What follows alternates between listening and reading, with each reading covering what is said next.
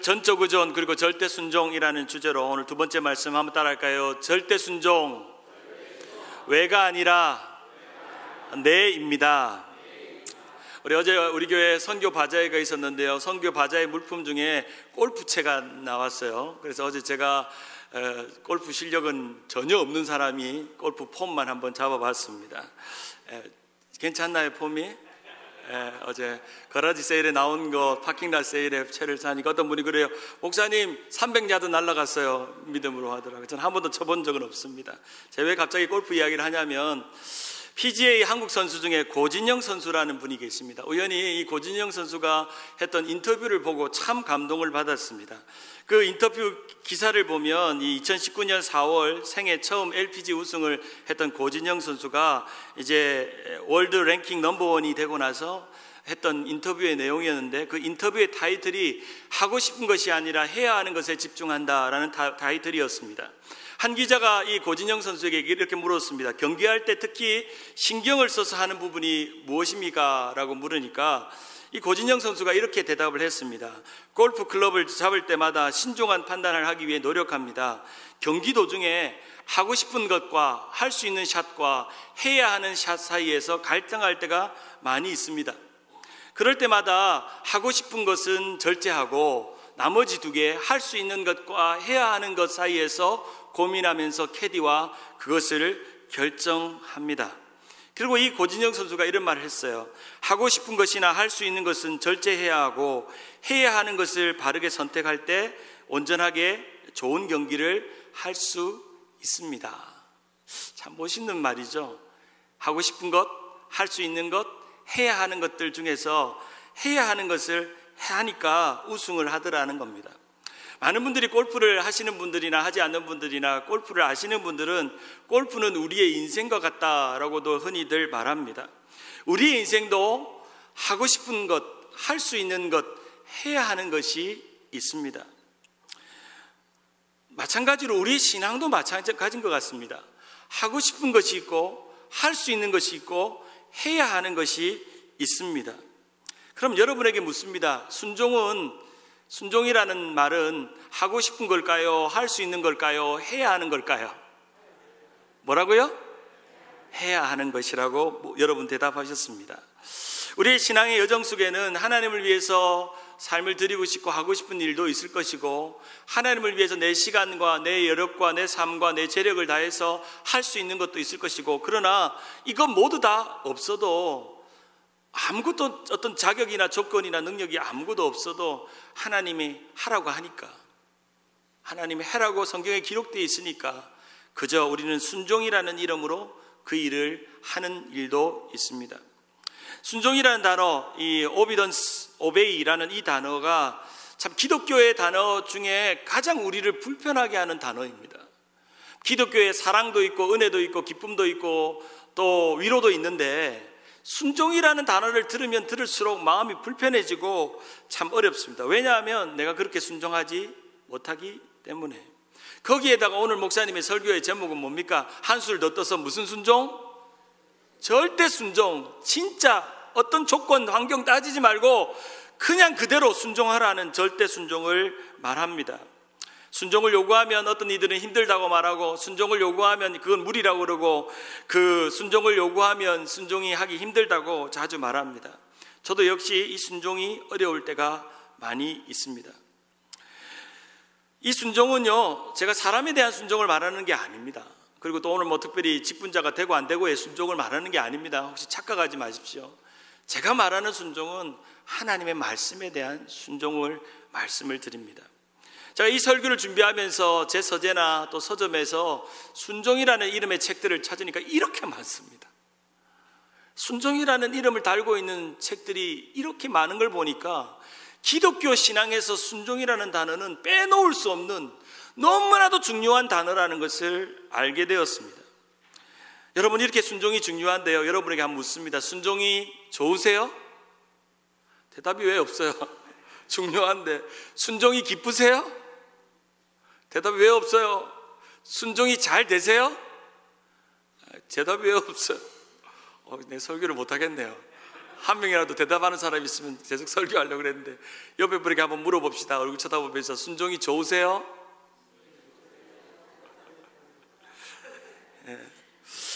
참 여러분이 이 세 가지 질문에 아무도 대답을 자신 있게 예 순종이 좋아요 아멘 아멘 할 수 없는 거 보니까 여러분에게도 동일하게 순종은 불편한 말인 것 같습니다. 여러분이 순종이 불편한 이유를 성경에서 찾아보는데 창세기 3장에서 그 불편한 순종의 이야기가 시작이 됩니다. 인류의 타락의 사건, 선악과 사건을 통해서 하나님은 인간을 창조하시고 하나님의 형상으로 만드셔서 하나님의 말씀을 잘 듣고 하나님 앞에 순종하도록 만드셨습니다. 그리고 또 하나님은 다른 피조물과 다르게 인간에게만 주어진 특별한 축복이 있었는데 그것은 프리윌, 자유의지를 주셨습니다. 자유의지. 이 자유의지라는 것은 스스로 어떤 것을 결정하고 선택하고 판단해서 그것이 따를까 말까를 스스로 결정할 수 있는가, 어느 열매를 먹더라도 이걸 먹을까 말까를 결정할 수 있는 능력이 자유의지입니다. 이 자유의지 속에는 자아와 이 자기의지라는 셀프 윌이라는 것이 그 속에 담겨 있습니다. 이것이 동물과 사람이 다른 가장 큰 특징이기도 합니다. 그런데 하나님께서 이 자유의지를 선물로 주시고 하나님의 형상 안에서 그 자유의지를 주셨는데 하나님은 가장 인류에게 불편한 순종을 요구하십니다. 창세기 2장 17절 우리 같이 한번 읽어볼까요? 시작. 선악을 알게 하는 나무의 열매는 먹지 말라. 내가 먹는 날에는 반드시 죽으리라. 인류에게 주셨던 가장 불편한 명령, 동산에 모든 실과는 네가 다 따먹어라. 그러나 가운데에 있는 두 나무, 생명나무와 선악과가 있는데 그런데 생명나무는 너희가 따먹어도 괜찮은데 선악과는 따먹으면 뭐한다? 죽는다 라고 하는 명령이었습니다. 항상 우리의 문제는 하지 말라는 걸 하고 싶은 게 우리의 본성 속에 있죠. 아담의 본성 속에. 그래서 우리의 존재는 이 순종하는 일에 있어서 이 아담과 하와가 실패함으로 온 인류 안에서 순종하는 일이 불편하게 된 것입니다. 아담이 만약에 순종하는 일에 성공을 했으면 여전히 우리는 에덴 동산에서 나 잡아봐라 하면서 맛있는 거 먹으면서 고생 이렇게 월요일에 출근 안 해도 되고 가게 문 안 열어도 되고 병에 걸리지도 않고 즐겁게 하나님 사랑하면서 예배하면서 사는데 그놈의 이 아담과 하와가 그거 하나 순종하지 못해가지고 온 인류에게 불순종이 체질이 돼버렸습니다. 불순종이 체질이 돼버렸습니다. 순종이 체질이 아니라 뭔 말을 하면 하나님이 이거 하라 그러면 그냥 예 하는 법이 없습니다. 아유 하나님 그거 못해요. 나 어려워요. 힘들어요. 어떻게 그런 걸 할 수 있어요? 하나님 나 못합니다. 예 하는 법이 없습니다. 아담과 하와 이후에 우리의 존재는 하나님께 순종으로 반응하며 온전하게 살아야 되고 우리의 죽고 사는 것은 하나님께 순종하는 거에 달려있는데 우리는 불순종이 우리의 체질입니다. 그래서 순종이 쉽지 않습니다. 순종하는 사람을 보기가 쉽지 않습니다. 우리는 순종을 싫어하고 순종을 거부합니다. 또 아담 이후로 순종의 습관과 관성이 우리에게 생겨버렸습니다. 그래서 사도 바울은 우리를 불순종의 종, 불순종의 아들들이라고 우리를 말하고 있었던 것입니다. 그 죄악된 아담의 성품이 계속 우리가 하나님 말씀을 듣고도 순종을 요구함에도 불구하고도 우리는 그대로 순종하지 못하는 삶을 사는 것입니다. 인류의 역사를 이렇게 표현할 수 있습니다. 죄의 역사는 불순종의 역사지만 믿음의 역사는 순종의 역사입니다. 성경의 이야기를 들여다보면 죄 짓는 사람들을 보면 하나님 앞에 범죄하고 하나님 앞에 저주받고 하나님 앞에 벌받는 사람들을 보면 다 불순종의 역사 속에 있었고 그러나 하나님의 복을 받고 하나님의 위로를 경험하고 하나님 은혜를 경험한 사람들은 다 순종의 역사 속에 있었다는 것입니다. 그래서 불순종의 영향력 속에서 순종은 우리는 싫고 귀찮고 순종이 밉고 순종이 짜증납니다. 순종하는 것 너무나도 어려운 인생입니다. 제가 우연히 보다가 이 에덴 동산과 요한계시록 속에서 담겨있는 순종의 이야기를 쓴 글을 본 적이 있는데 한번 같이 한번 읽어볼까요? 에덴 동산에서 시작. 에덴 동산에서의 불순종은 생명나무로 가는 길을 막아버렸고 요한계시록에서의 순종은 다시 그 길을 회복해 했다. 만약 당신이 어떻게 불순종이 순종으로 변하게 되었는지를 묻는다면 이 처음과 마지막의 중간에 그리스도의 십자가를 생각해 보아야 할 것이다. 우리가 그리스도의 십자가 하면 고난과 죽음을 생각하지만 그것은 예수님의 입장에서는 순종의 시간이었습니다. 순종의 결정이었고 하나님의 아들이신 그분이 우리에게 구원을 가져다 주고 영생을 가져다 주기 위해 순종하셔서 십자가에 오르셨습니다. 골고다에 오르셨습니다. 그래서 사도 바울은 우리의 복음을 순종의 복음이라고 말합니다. 로마서 5장 19절에 한 사람이 순종하지 아니함으로 많은 사람이 죄인 된 것 같이 한 사람이 순종하심으로 많은 사람이 의인 되었느니라. 여기서 앞에 한 사람은 누구를 말합니까? 아담을 말합니다. 두 번째 한 사람은 누구를 말합니까? 예수 그리스도를 말합니다. 한 사람의 불순종이 한 사람의 순종으로 인생 역전이 되고 변화가 일어났다는 것을 우리에게 말하는 것이 순종의 복음입니다. 로마서 16장 19절을 같이 한번 읽어볼까요? 너희의 순종함이 시작. 너희의 순종함이 모든 사람에게 들리는지라. 그러므로 내가 너희로 말미암아 기뻐하노니 너희가 선한 데에 지혜롭고 악한 데 미련하기를 원하노라. 위대한 영성가였던 앤드류 모레이는 우리의 신앙을 하나님의 순종의 학교에 입학했다라고 말합니다. 우리가 신앙생활을 하는 것은 순종의 학교에서 순종의 과목을 배우고 또 순종의 시간들을 익숙해 배워가는 시간이라고 말할 수 있죠. 우리가 살펴보는 이 신명기는 순종의 책입니다. 그리고 순종의 교과서입니다.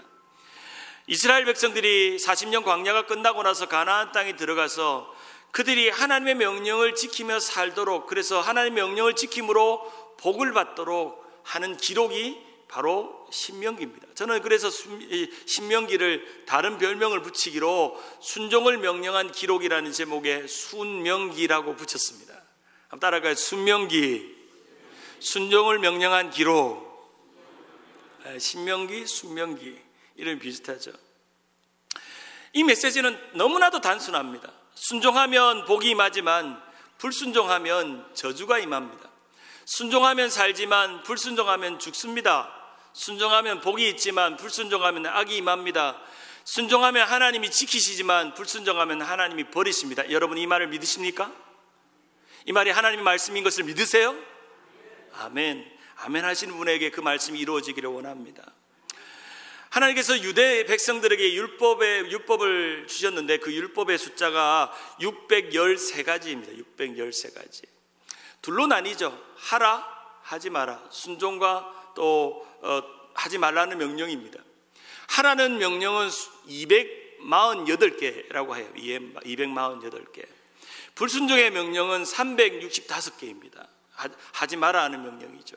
그래서 어떤 분이 글을 쓰기로 왜 이렇게 나뉠까를 비교를 해보니까 사람의 뼈가요 248개라고 합니다. 사람의 뼈가. 그래서 이분이 이렇게 해석해요. 하라는 그 일은 우리의 모든 뼈를 동원해서라도 해야 하는 그 일이기 때문에 248개고, 여러분 1년이 며칠이에요? 365일 동안. 365일 동안 하지 마라 하는 것은 안 해야 되는 것이 365개의 하지 마라 하는 명령입니다. 그럴듯하죠? 그만큼 우리에게는 순종과 불순종을 선택해야 되는 삶이 우리 가운데 놓여 있습니다. 사랑하는 여러분, 여러분의 인생을 하나님이 설계하시고 만드시고 아시고 계획하신 줄을 믿으시죠? 믿으신다면 하나님께서 하라는 것과 하지 말라는 것을 구분할 줄을 알아야 합니다. 좀 전에 말씀드린 것처럼 우리가 하고 싶은 것도 있고 할 수 있는 것도 있지만 어쩌면 우리의 신앙생활은 하고 싶은 것대로 못하고 할 수 있는 것대로 못해서 해야 하는 것을 해야 되는 것이 우리의 신앙이라고 말할 수 있습니다. 그런 말이 있습니다. 한번 같이 한번 읽어볼까요? 하나님은 시작. 하나님은 당신에게 성공이 아닌 순종을 요구하십니다. 순종은 그럼에도 불구하고 하나님을 따르는 것입니다.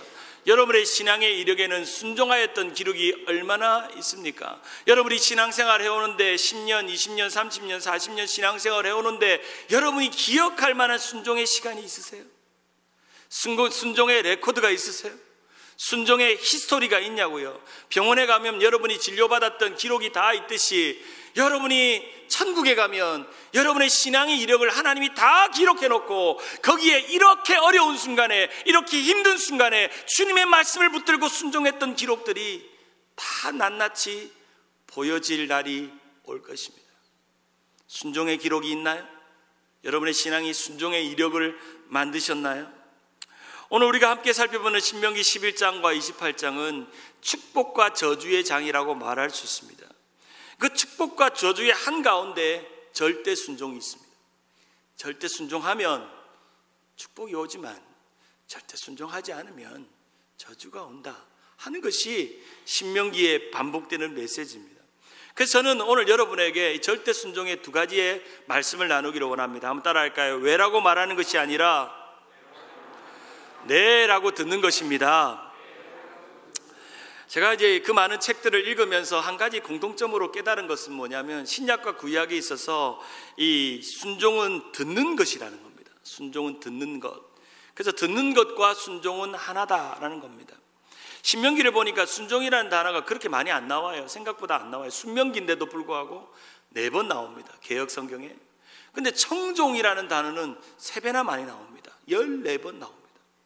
그래서 왜 이럴까? 순종이라는 말이 많이 나와야 되는데 왜 안 나올까? 왜 청종이라는 말이 나올까라고 살펴보니까 히브리의 원어는 순종과 청종이 같은 단어입니다.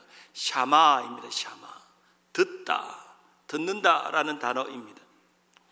이 순종과 청종이 이 개역 한글 성경에는 이렇게 구분되어서 말하고 있지만 히브리어 성경에는 듣는다라는 단어로 하나로 되어 있다는 겁니다. 신명기 11장 13절에 보면 내가 오늘 너에게 명하는 내 명령을 너희가 만일 청종하고, 신명기 28장 1절에 보면 내가 내 하나님 여호와의 말씀을 삼가 듣고, 신명기 28장 2절에 보면 내가 내 하나님 여호와의 말씀을 청종하면 이 모든 복이 내게 임하며 내게 이르리니 라고 말씀합니다. 여기서 청종, 순종, 듣고 라는 단어가 다 샤마, 듣는다 라는 단어입니다. 우리의 순종의 처음 시작은 하나님의 말씀을 귀를 기울이고 이해하고 듣는 것에서부터 시작이 됩니다. 만약 오늘 이 설교를 하는 동안, 매주일마다 제가 설교하는 동안 신용한 목사의 말로 들리면 그것은 절대 하나님의 말씀이 아닙니다. 하나님의 말씀으로 들려질 때 순종이 시작이 됩니다. 그것이 아멘으로 받아질 때 여러분에게 복으로 역사하는 줄 믿습니다. 그것이 우리에게 일어나는 일입니다.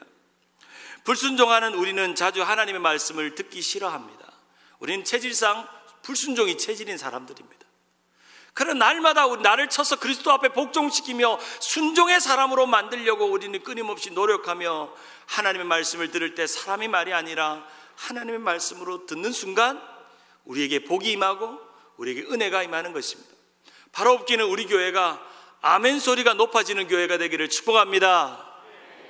아멘은 우리가 순종하겠다는 우리의 결단이며 우리의 마음의 표현인 것입니다. 신약의 믿음의 사람들 중에는 다 하나님의 말씀을 잘 들은 사람들이 많았습니다. 그 중에 출애굽한 백성들을 가나안 땅으로 인도했던, 출애굽 2세대를 인도했던 여호수아와 갈렙만큼 절대 순종의 사람은 없었던 것 같습니다. 모세와 출애굽 1세대들은 40년 광야 생활 가데스 바냐에서 불순종함으로 그들은 약속의 땅, 성공적인 그 땅에 들어가지 못했습니다. 그 이유는 한 가지였습니다. 듣지 않은 겁니다. 하나님 말씀을 믿지 않은 겁니다. 들어도 이해하지 못한 겁니다. 깨닫지 못한 것입니다. 하나님 그 땅을 너의 젖과 꿀로 흐르는 땅으로 주리라 약속을 믿지 않았습니다. 자신의 생각을 믿었습니다. 계산을 믿었습니다. 자신의 판단으로 그것을 결정했습니다. 그 결과 그들은 40년 광야 생활 동안 다 죽었습니다. 그러나 여호수아와 갈렙만이 살아서 그 땅에 들어갔습니다.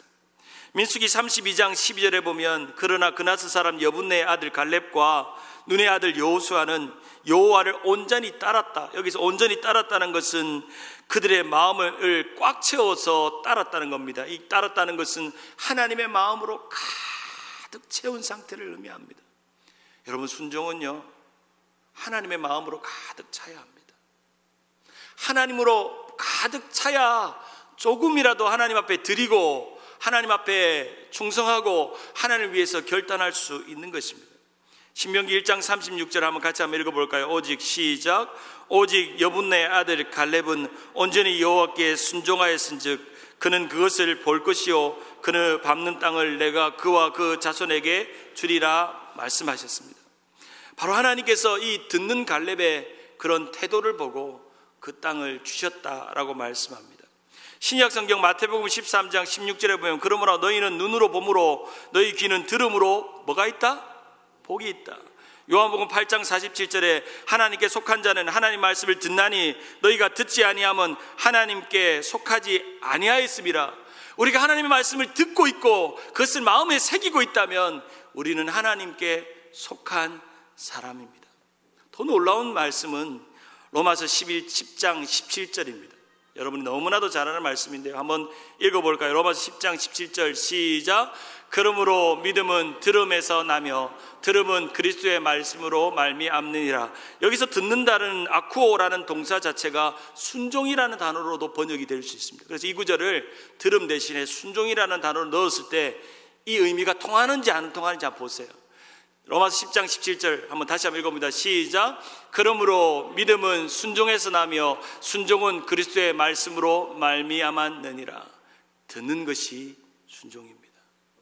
하나님 말씀을 듣는 것에서부터 우리의 순종이 시작이 됩니다. 우리가 하나님 앞에 너무 말을 많이 하는 걸 원치 않습니다. 왜라고 묻고 왜 나만 이렇게 해야 되냐고 묻고 있는 것을 원치 않습니다. 네, 주님 듣겠습니다. 주님 말씀하세요. 제가 듣겠습니다 하는 마음의 상태로 가득 채워 있다면 여러분 순종의 사람입니다. 김남준 목사님이 쓴 순종이란 책에 보면 순종을 이렇게 비유합니다. 우리의 순종에는 물음표와 말 줄임표와 쉼표뿐이다. 마침표를 찍지 못하는 순종은 엄연히 말해서 순종이라고 할 수 없다. 순종은 우리의 신앙의 마침표이다. 한번 따라할까요? 순종은 우리의 신앙의 마침표이다. 하나님 이거 할까요? 하나님 내가 이거 할 수 있을까요? 하나님 이거 내가 해도 될까요? 하나님 그 말씀에 이렇게 기록되어 있는데 이것이 내게 이루어질까요? 물으면 순종이 아니라는 거예요. 하나님 이 말씀대로 내게 이루어질 줄 믿습니다. 이 말씀대로 하나님의 역사가 일어날 줄 믿습니다 라고 한다면 그것은 우리에게 순종이라는 것입니다. 순종은 하나님 왜 저입니까? 왜 이렇게 해야 되죠? 라고 묻는 것이 아니라 하나님 제가 여기 있습니다. 아멘 그렇게 하겠습니다. 제가 하겠습니다. I will 하는 것이 순종입니다. 왜라고 말하는 것이 아니라 네라고 듣는 것이 뭐라고요? 순종입니다. 두 번째 순종은 절대 순종은 놀라운 축복이며 치열한 믿음의 훈련입니다. 그래서 오늘 신명기 11장과 28장을 보면 순종의 공식이 나옵니다. 오베이 포뮬러라고 말할 수 있는데 순종 이꼴 청정이고 순종 이꼴 축복이고 순종 이꼴 믿음이고 순종 이꼴 훈련입니다. 실제로 하나님은 이 순종하는 자들에게 복 주신다고 말씀하십니다. 복을 주신다. 신명기 11장 26절 27절을 보면 세 번역으로 읽어보면 보십시오. 내가 오늘 당신들 앞에 복과 저주를 놓겠습니다. 오늘 내가 당신의 명하는 주 당신의 하나님의 명령을 귀담아 듣는 사람은 무엇을 받을 것이다? 복을 받을 것이라고 말합니다. 그 복을 신명기 11장과 28장에는 이렇게 말합니다. 이른 비와 늦은 비를 내리게 할 것이고 너희의 곡식과 포도주가 복을 받을 것이고 너희가 너희 성읍과 자녀와 토지 소산과 짐승 새끼와 광주 떡반죽 그릇과 또 광주리가 복을 받을 것이고 들어가도 복을 받고 나가도 복을 받는 것입니다. 사랑하는 여러분, 여러분의 가정이 들어가도 복을 받고 나가도 복을 받는 은혜가 있기를 바랍니다. 그러려면 뭐 해야 돼요? 순종해야 돼요. 어떤 축복을 주는 어떤 목사님이 여러분 사랑하는 여러분 오늘 이 가정에 축복이 일어날 줄 믿습니다.